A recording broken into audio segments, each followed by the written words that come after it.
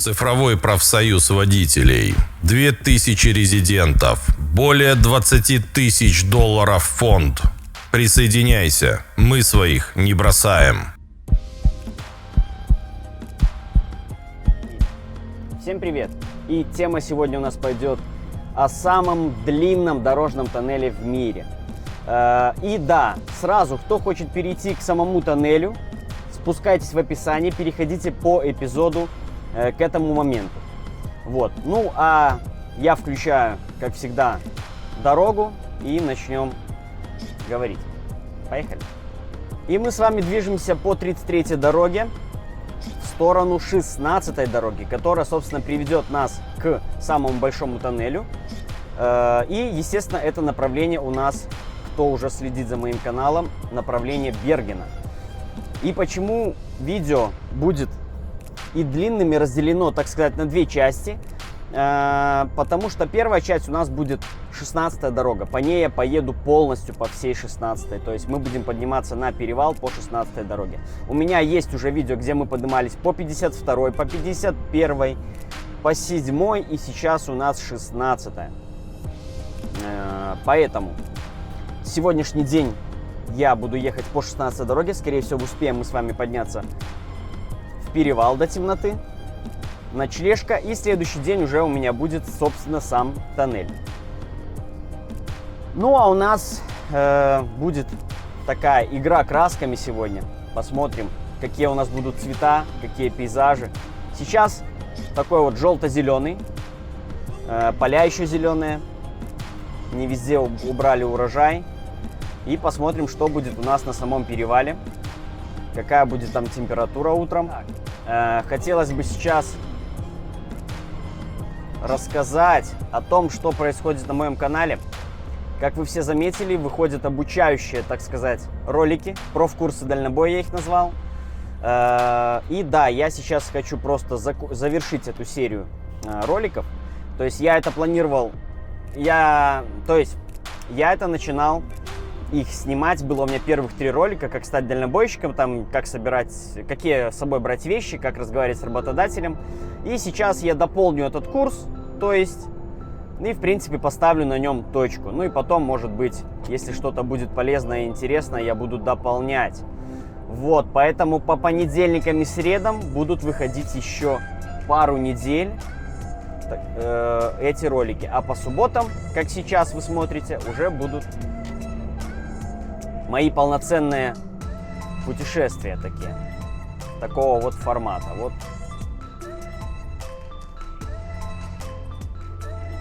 Стоим. Угу, хорошо. Постоим пока что. Небольшой ремонт идет на мосту, поэтому движение однополосное и стоит такой светофор. Ну вот, поэтому еще пару недель будут обучающие ролики, ну а потом уже войду я в основной график. Будет уже много чего интересного снимать. Уже будет и снег, скорее всего. Ну а сейчас я снимаю этот ролик в среду, 15 получается сентября.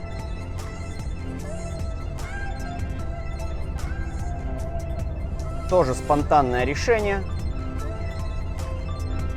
Потому что показать, в принципе, вот эту вот 16-ю дорогу. Значит, 16-я дорога — это самая длинная будет у нас дорога, если из Осло ехать в Берген. Есть некоторые тоже, так сказать, блогеры или видеообзорщики, я не знаю, которые в своих видео, мне просто попались таких пару видео, которые утверждали, что дорога 134, Е134, ведет в Берген из Осло. Ну и это для меня, конечно, была ужасающая информация. Просто если посмотреть, как это Е134 идет и как она попадает в Берген, ну, я не понимаю, как так можно говорить. Ладно, не об этом сейчас. И вот, собственно, осень, разгар осени, но она короткая в Скандинавии. То есть вот у нас сейчас быстренько, я думаю, еще пару недель, и уже все будет желтое, и еще неделя-две, и уже у нас желтое все окажется на земле. Наступит серость. Ну а потом уже придет снег. Сейчас с каждым днем уже очень заметно раньше становится темнеть и также позже всцветать. Вот сейчас 6 часов вечера, но уже, так как небо еще немного затянуто тучами, я думаю, через часика-полтора уже стемнеет. Так что много сегодня я вам показать не смогу, к сожалению. Да, ехать мне сегодня до 12 ночи почти. Потому что день такой вышел у меня, что мне отменили загрузку. Я уже стоял прямо на территории фирмы, там ночевал, то есть. И с утра мне сообщают, что нет, мы тут грузиться не будем, едем в другое место. И вот я поехал, загрузился я деревопродукцией. 30 тонн веса, как всегда. Любимый мой вес. И едем вот мы на наш Берген. Поэтому, так как я ехал немножко не с Осло, поэтому мне вышло вот ехать по этой дороге, по 33-й, и потом выедем на 16. Так, а у нас дорога еще пошла выше. Уже 560 метров. Для тех, кто не понимает вообще, когда я называю метры, то есть это у нас высота, именно на которой идет сама дорога. То есть если где-то я еду в какие-то горы, то, конечно же, будет точка наиболее выше, чем сама дорога. Ну вот, обычно отсчет мы делаем, как вот я нахожусь на дороге, то есть. И уровень вот в данный момент сейчас уже 580 метров. Эта дорога находится над уровнем моря.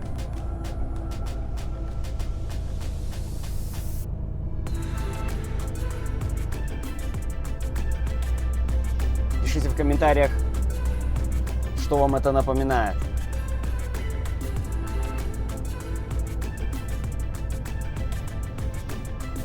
То есть, кто хочет в дальнейшем работать по Скандинавии, может быть, кто-то уже начал работать по Скандинавии, летом, весной и осенью мы едем, запоминаем дороги. Какой подъем, то есть какая сложность подъема, какой он длины этот подъем, насколько широкая или узкая дорога и так далее. Тем самым мы к зиме будем подготовлены к разным ситуациям. Мы будем знать, куда мы едем. Ну, в основном, конечно же, я имею в виду все основные дороги, то есть, которые запоминаемые. Там уже, где, если по каким-то едем дорогам непонятным, это в основном происходит перед загрузкой или перед выгрузкой. Вот. Но путь до этого места всегда будет по одной и той же дороге.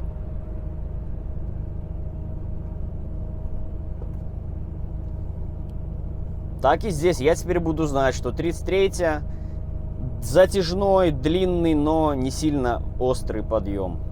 В принципе, ничего страшного нет. I ran up a check, I might do it again. Enemies close, have me thinking they're friends. 10 toes down, I'll be free until the end. Crib outside the city, I don't feel safe in my hands. Took so many years, I'm just waiting for the wins. I'm in debt to no one but the one who took my sins. I do it for real, there's no reason to pretend. If I do it once, I do it again. Add it up, bankroll, euro, peso, add it up. I'm just doing me, everything is on me. Oh, you matter what?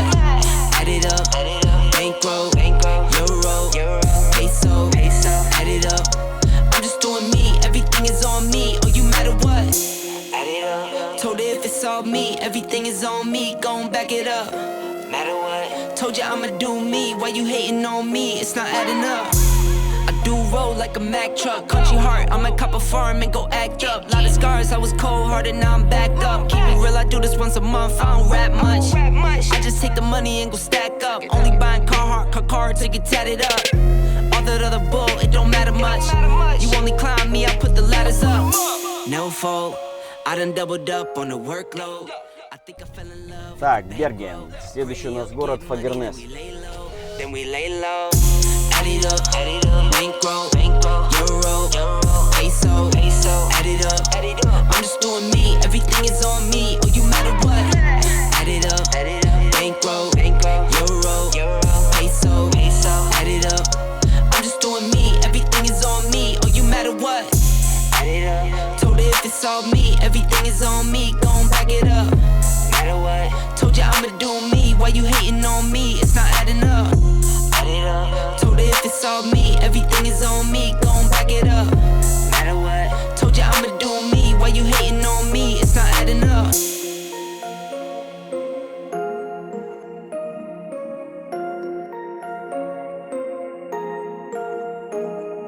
Вот здесь у нас транспортный пункт и информационное табло. Оно пишет, закрыт ли перевал или открыт перевал и что происходит, возможно, скорость ветра. Это табло загорается, когда транспортная инспекция хочет вас проверить. Если оно не горит, значит нам никуда не надо заезжать. То есть это по всей вообще Норвегии, в принципе, так работает. То есть вот, собственно, о чем я и говорил.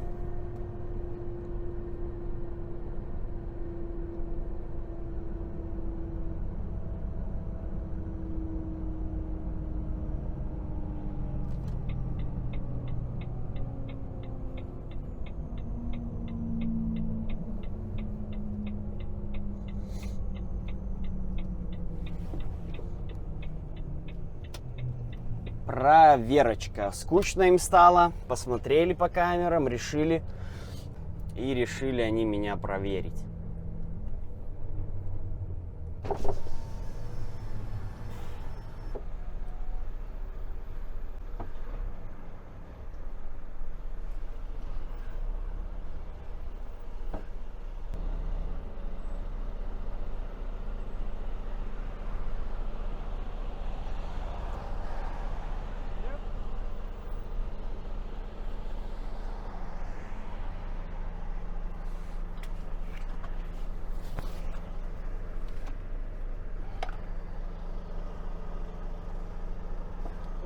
Бай.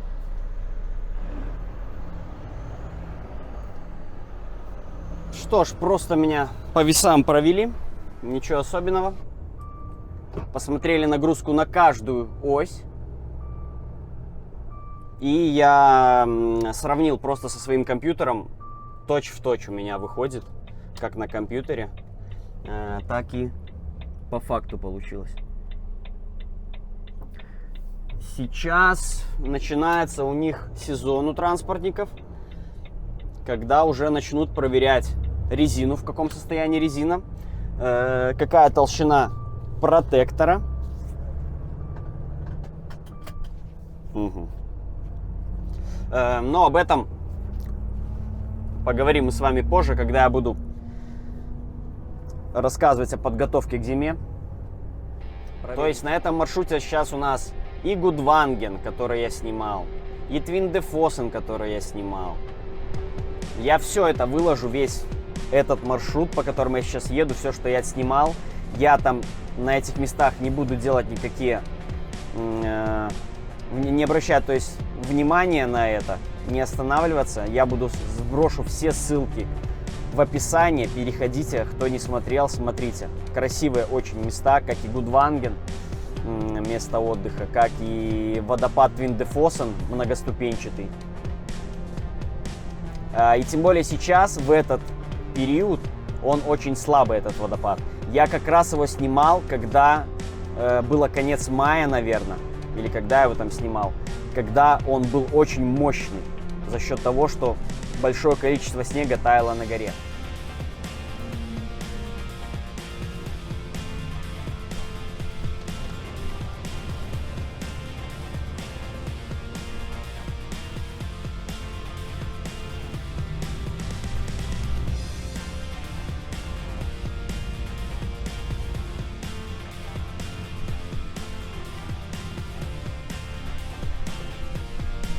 И вот кажется, такой небольшой городок, но сколько всего в нем есть.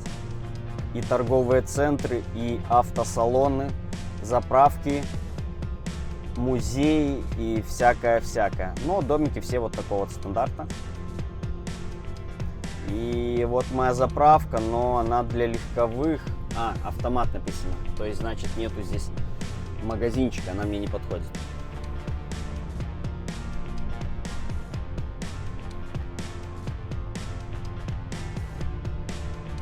Ну, как бы когда-то была и обычная заправка.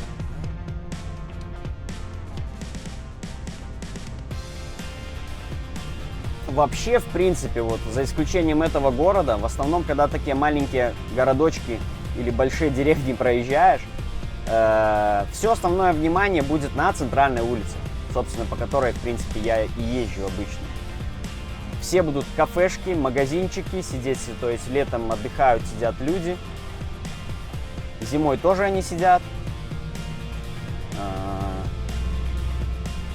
Все это как бы всегда на виду. А дальше уже, если что-то берем, какие-то другие дороги в этих деревнях, то там уже просто как бы, ну, обычная местная жизнь. А так все, в принципе, основное всегда находится на центральной дороге. Но это более большой город все-таки. Я думал, он поменьше на самом деле. Здесь музей какой-то огромный. Честно, я даже не знаю, что это за он. Надо останавливаться и разбираться, когда есть на это время. Ну вот как-то так. Все, теперь у нас путь лежит в горы. Мне нужно будет сделать паузу. Я надеюсь, не стемнеет, и я все-таки еще вам кое-что успею показать.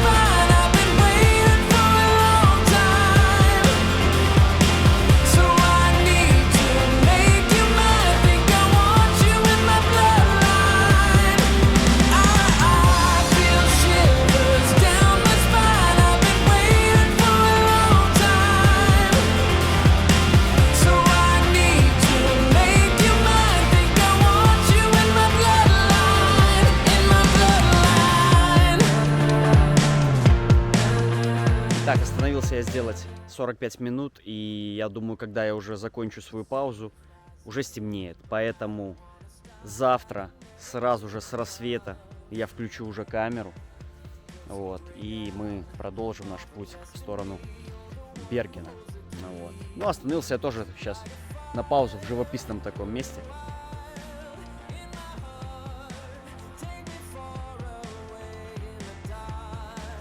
Стояночка для одного меня. Ну так вообще как бы легковые здесь обычно тусуются, но я тоже смотрю.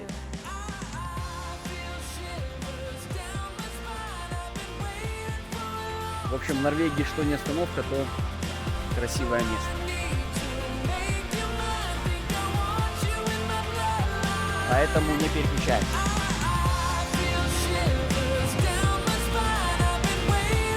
В общем,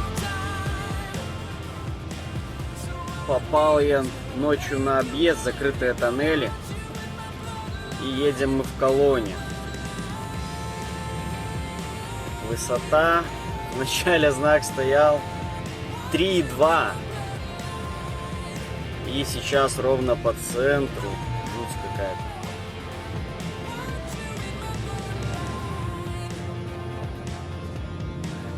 Вот такие вот тоннельчики тут попались. Антибак-тахограф, датчик колейки – лучшие мобильные приложения для успешной и безопасной работы в дальнобое. Ищите в Google Play и App Store. Итак, у меня утро, я доехал до самого тоннеля, поэтому сейчас мы сразу уже будем въезжать в тоннель. Я нахожусь на транспортном пункте, на котором в прошлый раз меня трясли, когда я снимал стрим с этого тоннеля. Ну и нахожусь я между гор. В общем, начинаем старт. Я пока будет тоннель проезжать, я поем, потому что 25 минут надо чем-то себя занять.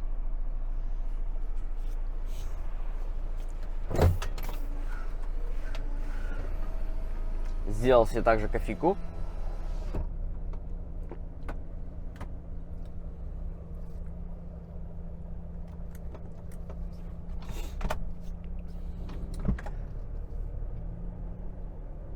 И да, транспортники вчера работали, тоже меня по весам прогнали. То есть меня первый раз вы видели, как меня прогнали. И я сюда уже доехал, здесь было то же самое. Что-то у них какой-то рейд был с весом. И вот, кстати, да, стояла машинка передо мной, Volvo. Кто хочет, перемотайте назад чуть-чуть. С перевесом ее взяли. Вот он стоит отцепленный. Вчера они что-то полночи пытались, ковырялись там его перезагрузить, перегрузить. Ничего, я так понял, не получилось. И они оставили это дело до утра. Вот. Проснулся я с утра, дождь идет. Просыпаться мне вообще не хотелось.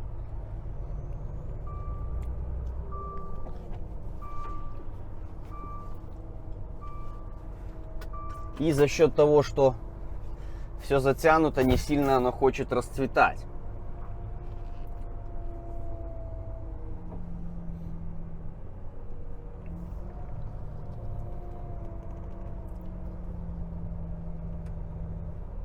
И сейчас я прямиком с кольца и в тоннель наш. Итак, предыстория. Самый длинный автомобильный тоннель в мире. И не надо путать с железнодорожным там или еще с каким-то другим. Именно самый длинный автомобильный тоннель в мире — это вот этот Лордальский тоннель, Норвегия. 24,5 километров его длина. В общем, будем 25 километров его длина будет. Так будет проще называть. В 2000 году он был введен в эксплуатацию, но, насколько мне известно, что там опять начались тестирования разные в 2000 году, и он только в 2001 уже как бы полную мощь начал работать. Так, сейчас мы посмотрим, какая у нас будет картинка в этом тоннеле.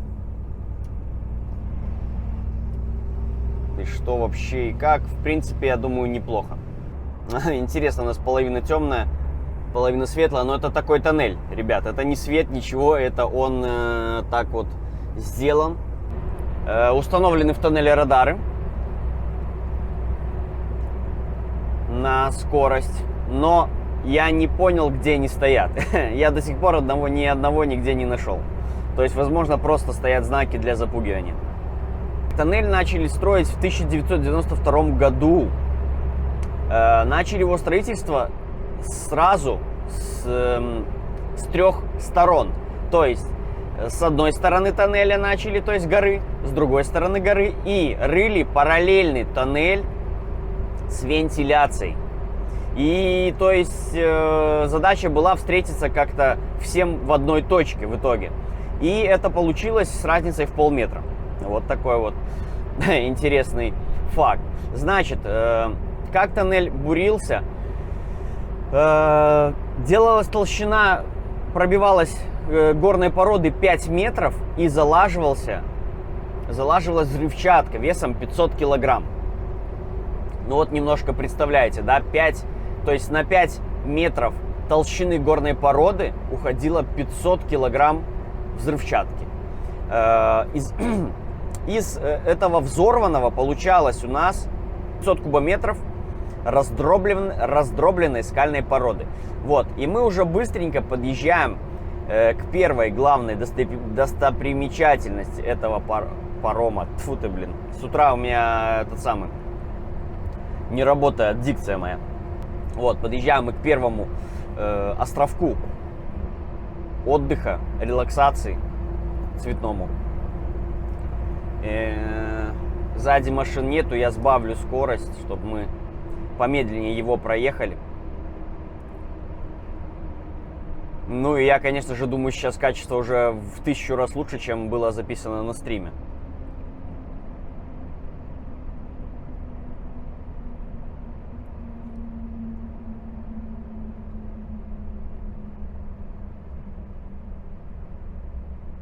И вот такой вот приятный очень глазу цвет. То есть установлены мусорки, можно останавливаться здесь, но длительно стоять нельзя. Здесь нету ни туалета, ничего, то есть об этом тоже стоит понимать, когда вы вообще планируете свой путь через этот тоннель. Здесь только можно отдохнуть, ну, какое-то время постоять. Мы немножко позже вернемся к истории, для чего создавались такие островки.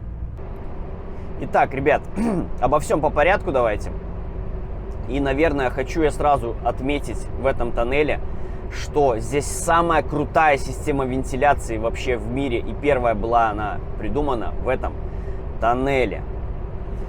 Благодаря вентиляционной и воздухоочистительной системе пропускная способность этого тоннеля 400 машин в час. Для Норвегии это как бы очень большой показатель. То есть установленные в тоннеле датчики контролируют состав воздуха и регулируют работу вентиляционной системы. Если уровень загрязнения слишком высокий, то движение в тоннеле и передвижение по тоннелю ограничивается. Но такого с момента эксплуатации еще не было. Вот. Поэтому он очень чистый. И в плане, вот даже когда въезжаешь в тоннель, обычно бывает проникает в машину через систему кондиционера, там, воздухозаборники, какой-то запах непонятный. Здесь такого нету. Здесь также не потеет у тебя стекло, ничего не происходит, то есть очень все продумано. Теперь о безопасности тоннеля. И некоторые люди, да, боятся ездить по тоннелям, и тем более в Норвегии, когда были случаи разные, несчастные и так далее, в разных тоннелях. На основании этого, ребят, советую всем посмотреть фильм 2020 года, но он по-разному где-то пишет, 20, либо 21 года. Хороший, качественный норвежский фильм, снимался в Норвегии на 15-й дороге. Называется «Тоннель». На перевод на русский есть еще также «Тоннель опасно для жизни». Но я в описании оставлю вам несколько ссылок на разные источники. Переходите кому где удобнее, смотрите. Интересный фильм, мне он очень понравился. И он основан на реальных событиях. Съемки происходили не в павильонах, как это сейчас многие делают, а все происходило, снимали очень естественно и в реальных условиях. Съемка была на 15-й дороге, где план у меня такой: если вы посмотрите этот фильм и в скором времени, когда уже начнется зима, то есть где-то как повезет, может быть это будет ноябрь, может будет после отпуска в январе, мы разберем этот фильм, проедем по этому маршруту, посетим все места, которые были в этом фильме. Вот, я, в общем, думаю, будет очень интересно. Поэтому переходите, смотрите. Вот, ну, а мы возвращаемся к нашему тоннелю, который очень безопасный. Учтены все возможные случаи. Куча огнетушителей. Каждые 100 метров висят огнетушители. Вот мы сейчас проезжаем, и вот наши вот эти все будочки. Вот, вот. То есть следующее, ну, там 100-150 метров, сколько здесь? 120 метров. Телефон и огнетушитель. Также островки безопасности. И также есть развороты для больших машин.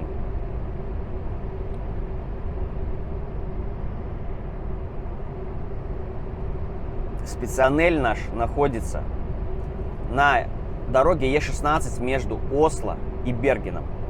Тоннель, собственно, и придумался для того, чтобы в зимний период было более удобнее добираться до Бергена, либо же до Осло, потому что остальные дороги, которые ведут в Берген зимой, они очень там суровые, там постоянно они закрытые, переметы, снег и так далее. Вот, поэтому это самый основной маршрут, пролегает Осло-Берген, Берген-Осло. Вот наш еще один. Это центральный. Он находится ровно посередине тоннеля.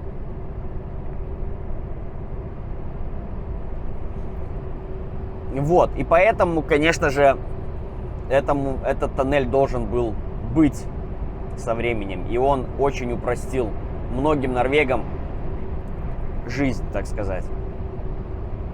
И находится он между двумя городками, собственно, одного названия, чем является паром. Тоннель. Что-то у меня за этот самый. В общем, находится он между двух городков Аурленд и Лердаль. Вот Лердаль, собственно, и назван у нас тоннель. Это Лердальский тоннель. Самый длинный дорожный тоннель в мире. Тоннель без особых подъемов, спусков, то есть он плавно немножко поднимается, потом плавно также и спускается. Также нету никаких резких поворотов, заворотов. Практически здесь идет такая прямая, немножко поворачиваемая. В общем, ничего сложного. Главная особенность: тоннель бесплатный. То есть, вот молодцы норвеги, да? Не то, что, например, Монблан, Фреус, которые соединяют Франция и Италия, стоят просто бешеных денег проезда по этим тоннелям. И какое количество в день автомобилей там проезжает, просто ужасает, то кто стригет там эти деньги, непонятно. Здесь же вы платите просто за участок дороги. Вот сейчас при выезде из тоннеля мы тоже обратим внимание, будет просто оплата стандартная, не увеличенная оплата за дорогу Норвегии. Ничего особенного.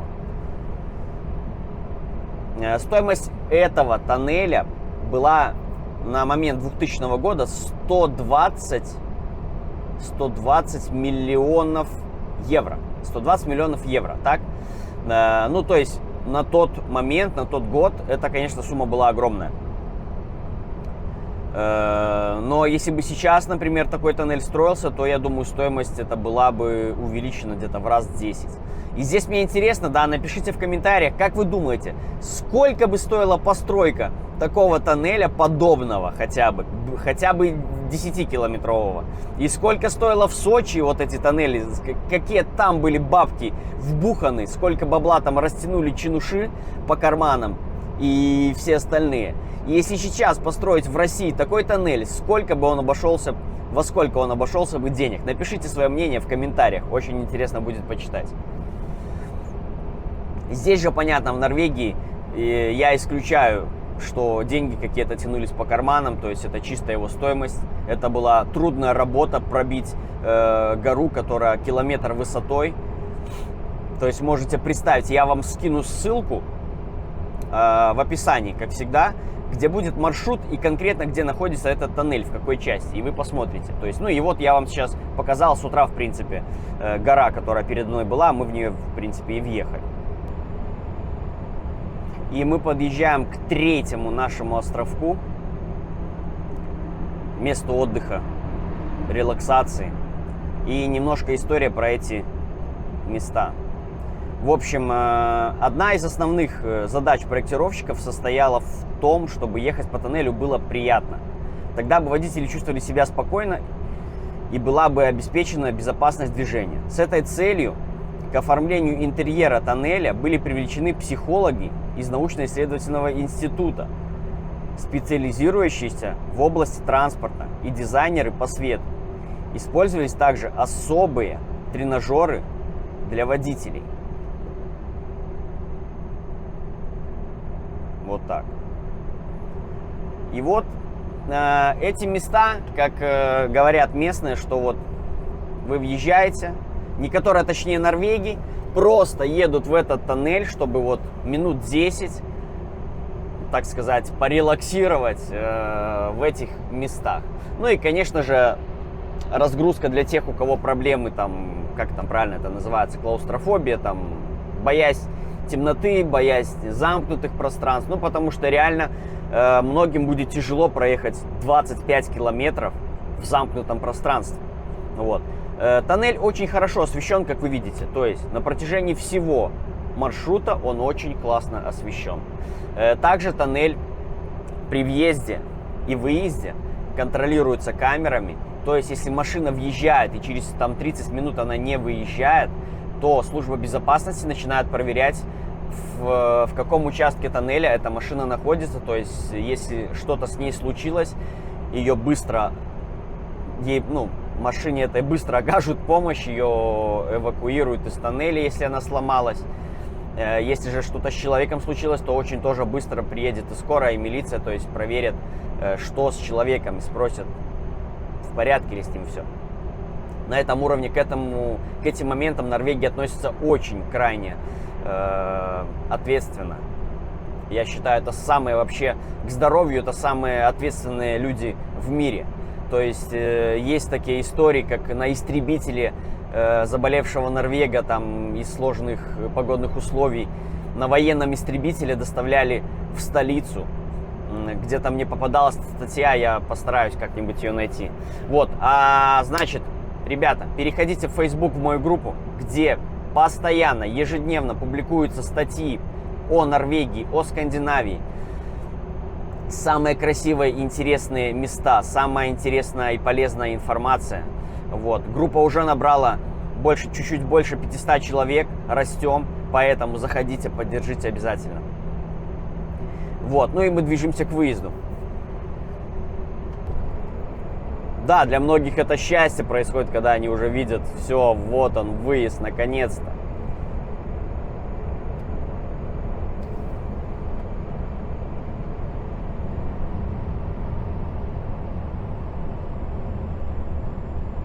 И здесь сразу будет сейчас кольцо и дорога, собственно, о которой шла в первую очередь речь, которая вела раньше в Берген.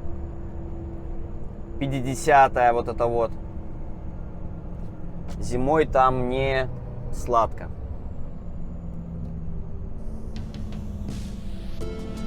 Так, что-то я с пунктом оплаты ничего не понял.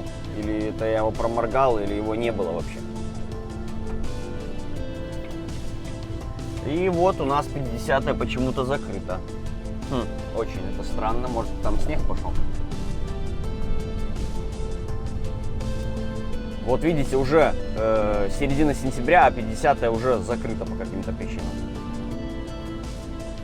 Ну вот так вот я вас провел по самому длинному дорожному тоннелю в мире. Поэтому, как всегда, по традиции, подписывайтесь. Ставьте лайки, пишите несколько комментариев для продвижения этого видео.